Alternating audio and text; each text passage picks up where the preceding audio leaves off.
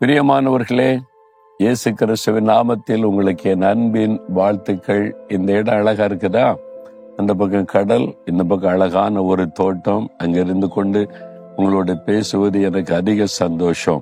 இந்த இடம் மலேசியாவில் சாரவாக் என்கிற ஒரு மாநிலம் இருக்குது.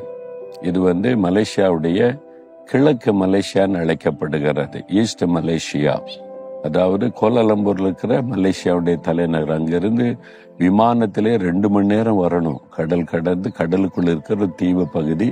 இது மலேசியாவை சார்ந்தது தான். அதுல மிரி என்கிற ஒரு பட்டணம், கடற்கரை பட்டணம். ரொம்ப அழகா இருக்குது. மலைப்பகுதி இருக்கிறது, ரொம்ப செழிப்பான பகுதி. அழகான தோட்டத்தை அமைச்சிருக்கிறாங்க. அதனால மக்கள் இந்த பகுதியில நிறைய வாக்கிங்லாம் வர்றாங்க. அப்படியே ரொம்ப என்ஜாய் பண்றாங்க. நம்ம கூட ஆண்டவர் சிருஷ்டிப்பை பார்த்து என்ஜாய் பண்ணணும், மகிழ்ச்சி அடையணும்.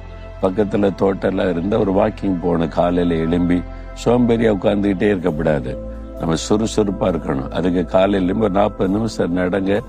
பாடி உங்களுடைய சரீரமும் ஹெல்த்தியா இருக்கும், மனசும் ஒரு ரம்யமா சந்தோஷமா இருக்கும், உற்சாகமா இருக்கலாம். சரியா? சரி, இப்ப ஆண்டவர் எனக்கு என்ன சொல்றாரு அப்படின்னு கேக்குறீங்களா? யாரோ ஒருத்தருக்கு வருத்தம் உங்களுடைய மனசை பாதிச்சுட்டு உங்க வீட்டுக்குள்ள, வேலை செய்யற இடத்துல, அல்ல இருக்கிற சூழ்நிலையில, சிலருக்கு சபையில கோபம் வருது, பழிக்கு பழி வாங்கணும். சிலருக்கு இந்த மருமகள் என்னை பற்றி மகன் சொல்லி சொல்லி கொடுத்து என் மகனை என்னை வெறுக்க ஆரம்பிச்சிடும், விடக்கூடாது, ஏதாவது பண்ணி ஆகணும், பள்ளிக்கு பழி வாங்கணும், இவங்களை ஏதாவது பண்ணணும் அப்படின்லாம் தோணுதா? சில சமயம் சில ஆளை பார்த்து அப்படி தோணுதானே செய்யும். என்ன டிஸ்டர்ப் பண்ணிக்கிட்டே இருக்காங்க, அவங்கள நான் ஏதாவது பண்ணணும். வெளியே ஒண்ணும் பண்ண முடியாட்டாலும் உள்ளத்துல அப்படியே நினைப்பு வரும், ஏதாவது பண்ணணும் அப்படின்னு சொல்லி. அந்த ஆண்டவர் என்ன சொல்றாரு தெரியுமா? நீதிமொழிகள் 20:22 தீமைக்கு சரி கட்டுவேன் என்று சொல்லாதே. என் மகனே, என் மகளே, அவங்க தீமை செய்யறாங்க, உனக்கு உண்மைதான். அவங்க பொய்யானதை சொல்லி கொடுத்து உன்னை வேதனைப்படுத்துறாங்க, உன்னை குற்றப்படுத்துறாங்க, தீமை செய்யறாங்க, உன் நிம்மதியை கெடுக்கிறாங்க, உன் சந்தோஷத்தை கெடுக்கிறாங்க, உன்னை நிம்மதியா இருக்க விடாம டிஸ்டர்ப் பண்ணிக்கிட்டே இருக்கிறாங்க. நல்லா தெரியுது. ஆனா அந்த தீமைக்கு சரி கட்டுவேன், நான் அப்படி பண்ணுவேன் அப்படி சொல்லாதே மகனே, மகளே, ஆண்டவர் சொல்றாரு. அப்ப என்ன செய்யறது அப்படின்னு கேட்ட ஆண்டவர் சொல்றாரு, கர்த்தருக்கு காத்திரு, அவர் உன்னை ரட்சிப்பார். பொறுமையா காத்திரு. திட்டுறவங்க திட்டட்டும், ஏசுறவங்க ஏசட்டும், போட்டு கொடுக்குறவங்க போட்டு கொடுக்கட்டும், பொய்யானதை சொல்லி நம்மளுக்கு விரோதமா தூண்டி விடுறவங்க தூண்டி விடட்டும், தீமை செய்யட்டும். தீமைக்கு சரி கட்டுன்னு மட்டும் நினைக்காத. இப்ப நான் கடந்து வந்த ஊழிய பாதையில 50 வருஷம் ஆயிட்டு நான் ஊழியத்துக்கு ஒப்பு கொடுத்து வந்து எத்தனையோ தீமைகளை சந்திச்சேன். பொய்யான குற்றச்சாட்டுகள், பரிகாசங்கள், கேவலமான வார்த்தைகள், மற்றவங்கள்ட்ட சொல்லி கொடுத்து, என் குடும்பத்துல சொல்லி கொடுத்து அதனால் வந்த பாடுகள் நிறைய சந்தித்திருக்கிறேன். கூடவே இந்த மனிதர்களால வந்தது, தெரியாத மக்களால கூட வந்தது. நமக்கு அவங்களுக்கு சம்பந்தமே இருக்காது, ஏதாவது தீமை செய்வாங்க. இதெல்லாம் பார்த்திருக்கிறேன். இதான் உலக வாழ்க்கை. பொல்லாத இருதயம் கொண்ட மக்கள். நம்ம சந்தோஷமா இருந்தா சிலருக்கு பிடிக்காது. நீங்க மகிழ்ச்சியா இருந்தா வீட்டுக்குள்ளே இருக்கிற சிலருக்கு பிடிக்காது.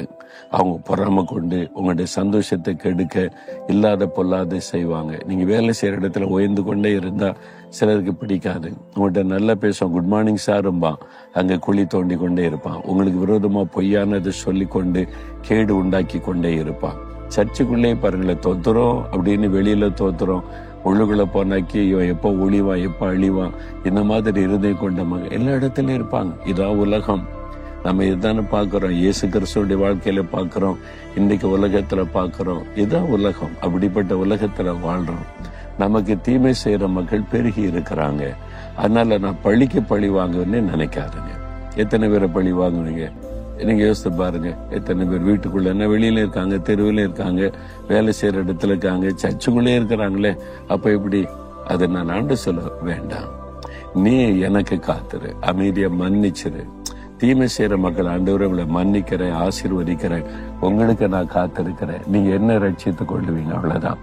அவங்களுக்கு நான் பழிக்க பழி வாங்குவேன், அழிச்சிருவேன்னு சொல்லல. ஒன்னை நான் ரட்சிப்பேன், ஒன்னை நான் பாதுகாப்பேன், ஒன்னை அவங்க பண்ற எதுவும் ஒன்னை சேதப்படுத்தாது. அதான் வாக்கு தத்துவம். அதுதான் ஆண்டவர் செய்கிறார். அதனால எத்தனை பேர் எத்தனை தீங்கு செய்ய நினைத்தாங்க, ஆண்டவர் என்னை பாதுகாத்தார்.